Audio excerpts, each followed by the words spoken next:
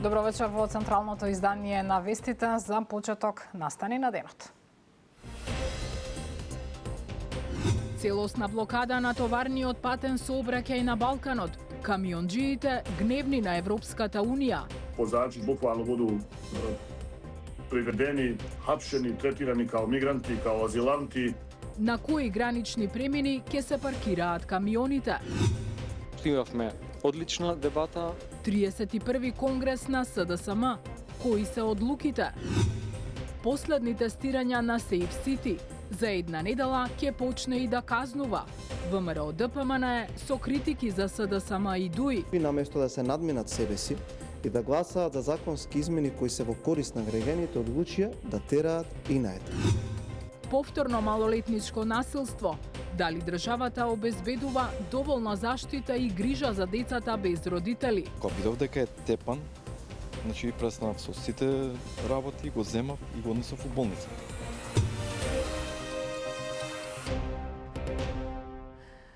Се поизвестни се протестите на камионџиите. Се најавуваат блокади на речиси целиот товарен патен сообраќај на Балканот. Камионџиите од Македонија, Србија, Црна Гора, Босна и Херцеговина се гневни на новите правила на Европската унија за престој.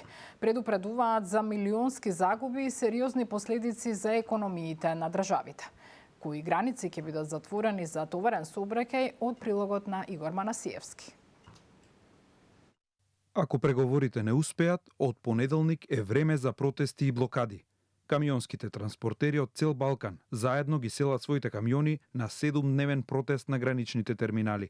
Превозниците од Македонија, Србија, Црна Гора и Босна и Херцеговина во понеделник точно во 12 часот напладне ќе го започнат протестот со блокада на влезовите и излезите кон европските земји со кои граничат, незадоволни од воведувањето на ЕЕС системот, кој им го ограничува правото на престој на 90 дена на европско тло. Проблемите според превозниците од Босна веќе започна. Нивни 100 транспортери со полиција се гонети, ловени и депортирани во Босна, бидејќи го надминале лимитот од 90 дена. До sada evidentirali smo 100 deportacija, da kažemo progona naših vozača sa teritorije Evropske unije. Znači, vozači bukvalno budu privedeni, hapšeni, tretirani kao migranti, kao azilanti и депортују ги назад до матична земја. Според камионџиите, загрозени се економиите на Балканот, кои зависат од транспортот на стоки кон и од Европската унија, и загубите почнуваат да се бројат во милиони евра за сите, не само за транспортерите. Дека европските бирократи не сакат да ги слушнат барањата на транспортерите, според нив говори фактот што за сите други транспортни дејности има решение, само камионџиите се третираат како да се мигранти или азиланти. Решение е едноставно. Изузеće vozača u međunarodnom prevozu po uzoru na izuzeće kabinskog osoblja, avioprevoza, brodarskog prevoza i željezničkog prevoza. Znači, samo je drumski prevoz, samo smo mi transporteri, prevoznici u određenoj diskriminaciji po ovom pravilu, dok su ostali svi izuzeti. И македонските транспортери како дел од оваа балканска иницијатива за решавање на огромниот проблем се приклучуваат на протестот. Во Македонија ќе се затворат за товарен сообраќај граничните премини: Девебајр, Делчево, Ново село, Дојран, Богородица, Меджитлија, Ќафасан, Блато и Блаце, а Табановце, Прешево ќе биде затворен од српска страна од протестот на српските транспортери. Пред малку заврши 31-иот конгрес на СДСМ. Нема да бидеме контролирана опозиција, изјави председателот на партијата Венко Филипче пред почетокот на конгресот, што го следи Ивана Стојановска. Ја имаме во живо. Ивана, што изјави Филипче по завршувањето?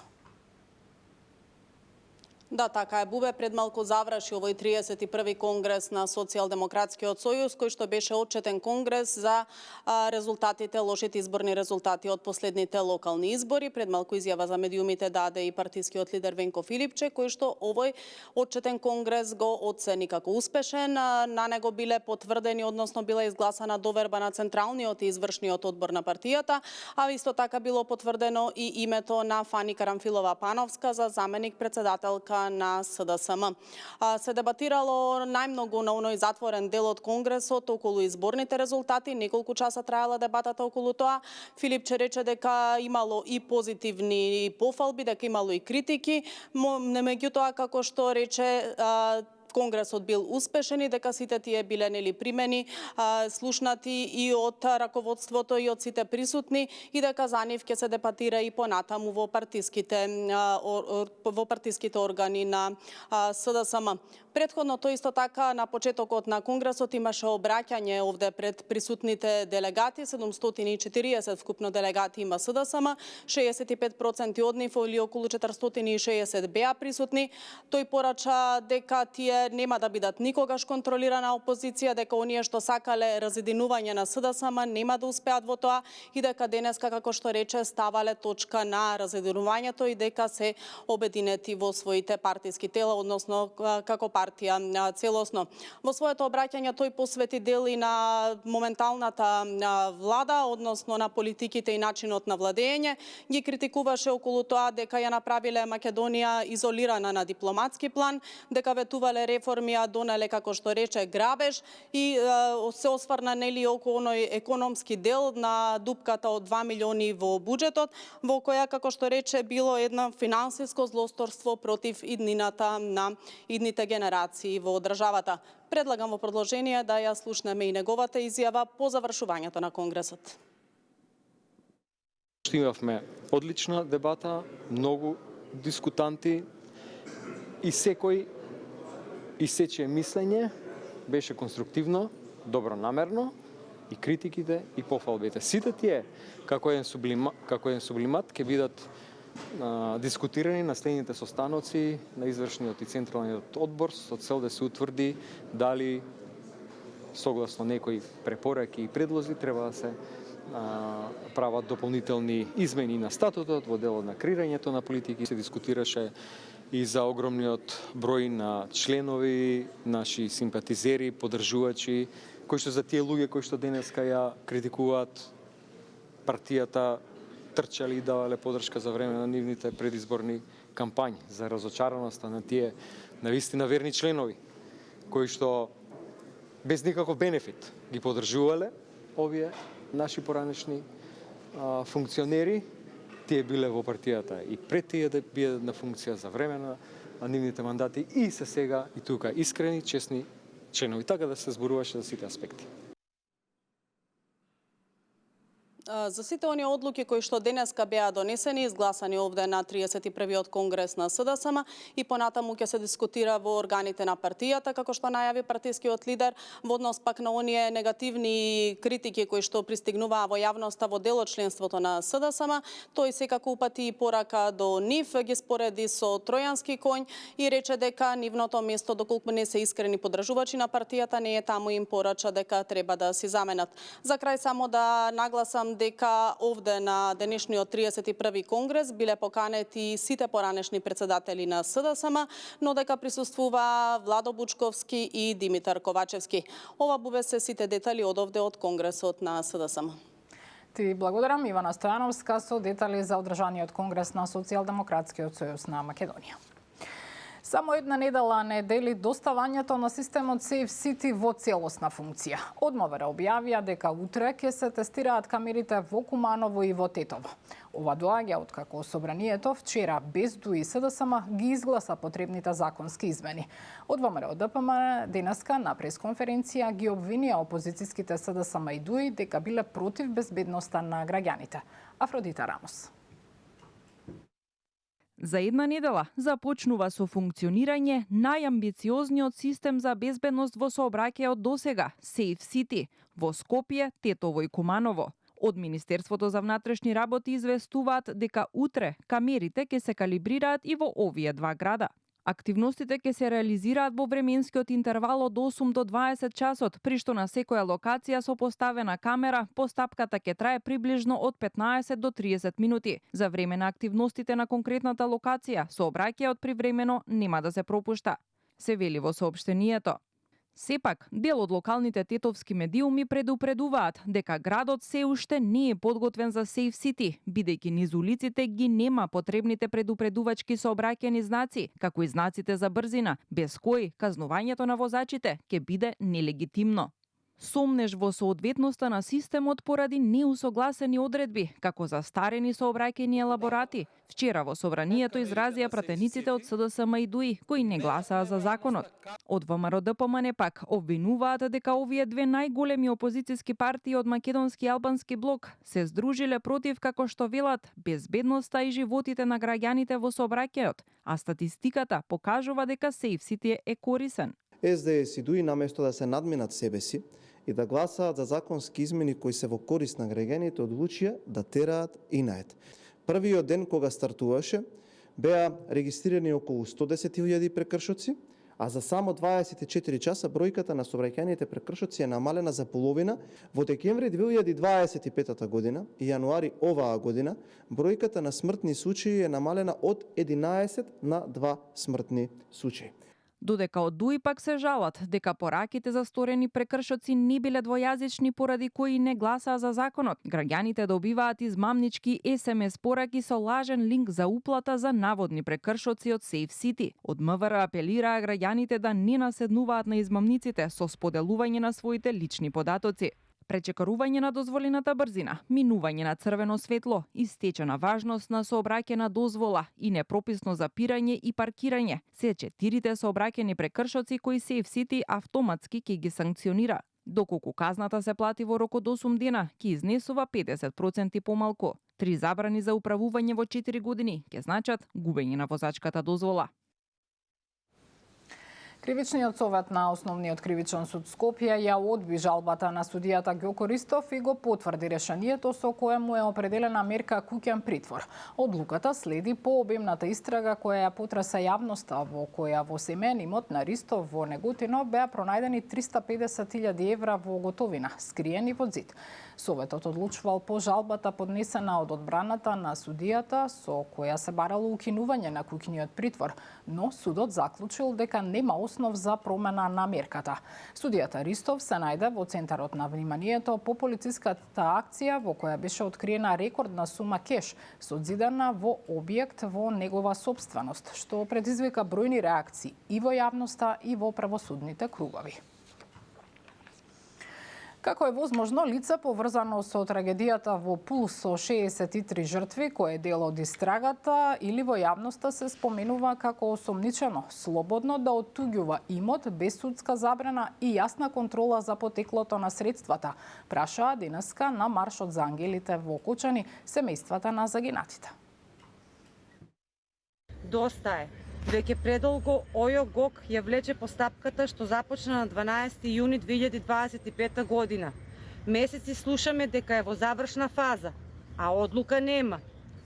Во трагедија од вакви размери секое доцнење е неправда. Бараме рок, одлука и одговорност. Нема да дозволиме овој случај да стане уште една затурена папка. Ќе бидеме тука додека правдата конечно не биде испорачена. Правдата што доцни не е правда. Нов случај на насилство во училиште. Во Влае, 14-годишник завршил со скршени прсти и повреди на главата. Откако, како што тврди неговиот татко, поранешен соученик го претепал во училишниот двор. Малолетното лице е згрижано во дом за деца без родители и пред 2 години беше инволвирано во напад на наставничка во истото училиште. Случајот повторно го актуализира прашањето дали државата обезбедува доволна заштита и грижа за децата без родители. 14 годишен ученик од основното училиште Димо Хаджидимов во Влае завршил со скршени прсти и повреди на главата, откако во средата во училишниот двор дошло до физичка пресметка помеѓу него и дете кое повеќе не е ученик во ово училиште, но претходно учело там. Станува збор за малолетник кој е згрижен во отворен дом за деца без родители, а кој според полициски извештаи претходно бил инволвиран во сериозен насилен инцидент во истото училиште, кога нападнал и наставничка. И покрај тоа, речиси 2 години подоцна, Повторно се случува насилен инцидент во истото училиште. Шабан Чакули, таткото на повреденото дете, вели дека на тепачката и предходела вербална расправија, поврзана со содржини на социјалните мрежи, но стравува дека отсуството на навремена и ефикасна институционална реакција може да доведе до ескалација на насилството. Денес е моето дете, утре може да биде било кое друго, овој пат со тупаници. А следното насилство може да биде и со нож, вели Чакули, кој апелира надлежните конечно сериозно да пристапат кон проблемот. Кога влегов в училиште натре, кога го видов негде раскрварен, значи раката оттечена, удрена, ме разбираш. И кога видов дека е тепан, значи престанав со сите работи, го земав и го однесов у болница.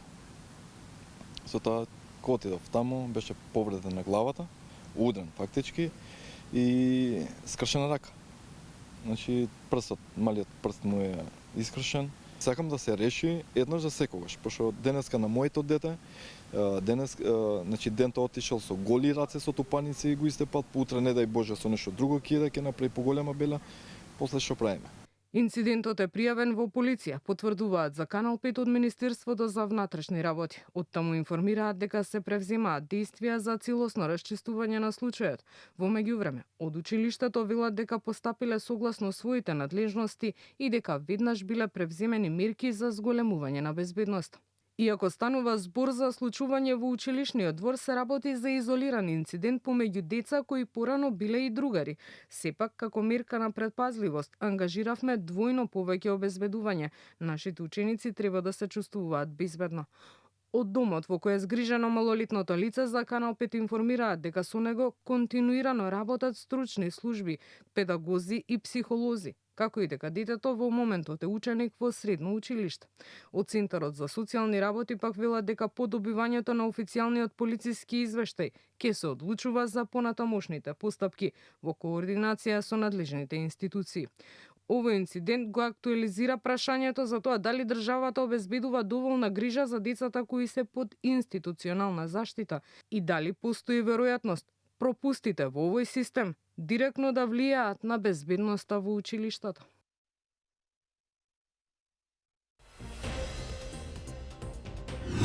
Изгубено богатство на Скопје.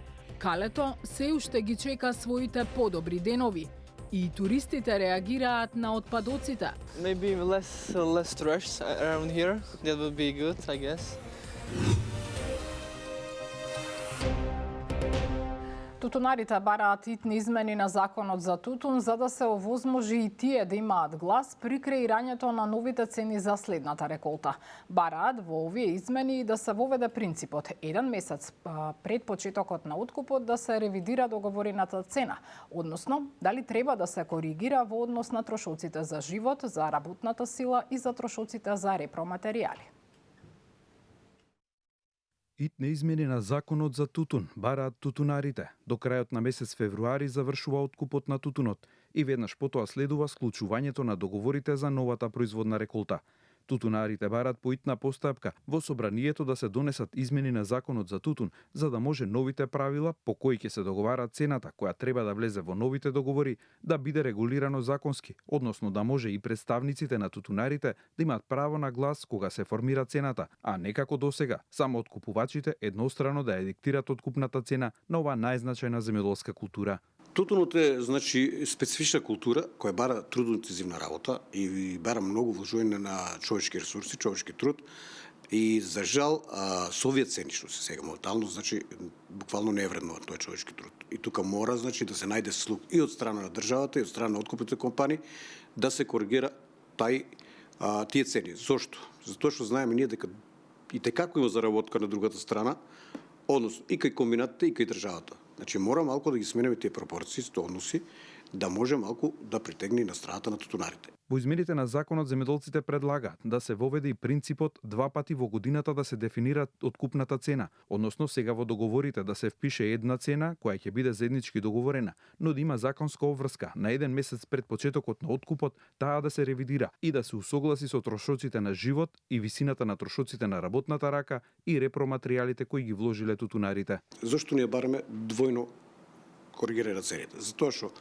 А никој не може да предвиде, ни најдобрите економски аналитичари не можат да предвидат во кој правец ќе се движат тие влезни инпути, трошоци, како се движи работната снага и ние не можеме да знаеме од сега како се движи инфлацијата, како ќе биде во месец декември, односно кога почнува откупот. Тоа го има случај во Грција, Грција има 2 пати согласување во годината на тутунопроизводството, мислам на цените. Еднаш прискочува на договор и потоа се прават корекции, следствено растот на тие трошоци во процесот на производство се прават дополнителни корекции, секако доколку ги имат. За да се задржи квалитетот и да се одржи добро познатиот бренд на македонскиот тутун, земјоделците бараат откупот да се одвива исклучиво во 3 класи, но да се обезбеди просечна цена од 600 денари по килограм, субвенцијата да биде 100 денари линеарно за сите производители, да има строга контрола на одбитоците, можност за производство и на широколисен тутун, како и укинување на увозот на ситнолисен тутун во земјава, кој според нив се користи од откупувачите за да се манипулира со откупната цена. Менуваме тема. Скопското кале се уште ги чека своите подобри денови. Запуштено и полно со отпадоци. Наместо национална гордост, сега е во многу лоша состојба. Осветлувањето на самите зидини е целосно уништено, а туристите се жалат дека таму нема основни услови за развој на туризмот. На Скопското кале беше Елизабета Дамјановска-Спасеновска. Зад мене е Скопското кале, тврдина која со векови го надгледува градот, но исто така и со години го чека денот на своето разубавување. По најавите за реконструкција на тврдината, се уште стои отворено прашањето дали ова место конечно ќе блесне во својот културен сјај или и понатаму ќе остане како символ на недовршени проекти. Дел од патеките и објектите на калето се видливо запоставени, а последна активност за средување на тврдината имаше минатото лето, кога беше искосена тривата и подкастрени грмушките. Иако не средено, раскопано и неисчистено, Скопското кале, како символ на историјата на Скопје, и денес останува едно од најпосетуваните места во главниот град. Камените зидини, погледот кон градот и историското значење и понатаму привлекуваат туристи, но и домашни посетители, кои сакаат да го доживеат Скопје од минатото. Најбројни денеска беа гостите од Турција, но имаше и од Чешка и Србија. Најголеми забелешки имаат за хигиената, но велат и дека недостасува место на кое ќе може да се стоплат и да јадат. Do you like the Fortress Kale? Yeah, it looks good. Very nice. Maybe less trash around here. That would be good, I guess. And that's it. I mean, it's good. Yeah, we like it. First time, yes. There could be some stores, maybe, like places to eat or drink something.